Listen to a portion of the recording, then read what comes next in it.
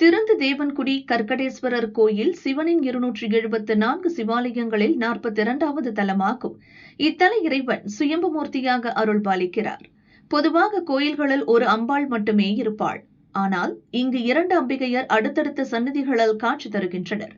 சுவாமியின் திருமேனியில் நண்டு ஐக்கியமான துளையும் இந்திரனால் வெட்டப்பட்ட காயமும் இருக்கிறது. சிவனை வணங்கிய இந்திரன் தவறை உணர்ந்து திருந்தியதால் இத்தலம் திருந்து தேவன்குடி என்றழைக்கப்படுகிறது. இதை நண்டு கோயில் என்றுதான் இப்பகுதி மக்கள் அழைக்கின்றனர்.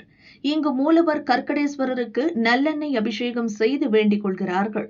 இந்த எண்ணெயை உட்கொண்டால் நோய் நீங்குவதாகவும் நம்பிக்கை இருக்கிறது.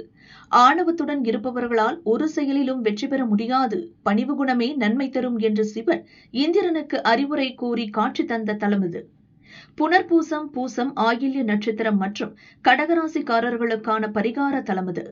கோயில் நுழைவு வாயிலில் உள்ள யோகச்சந்திரருக்கு வெண்ணிற வஸ்திரம் சார்த்தி வழிபட்டால் தோஷம் நீங்குவதாக நம்பிக்கை. கும்பகோணத்திலிருந்து சூரியனார் கோயில் செல்லும் வழியில் 11 கிலோமீட்டர் தூரத்தில் இத்தலம் உள்ளது. கும்பகோணத்திலிருந்து திருவிசநல்லூர் சென்று அங்கிருந்து 2 கிலோமீட்டர் சென்றால் இக்கோயிலை அடையலாம். காலை 9 மணி முதல் மதியம் 1:30 மணி வரை, மாலை 4 மணி முதல் இரவு 7 மணி வரை கோயில் திறந்திருக்கும்.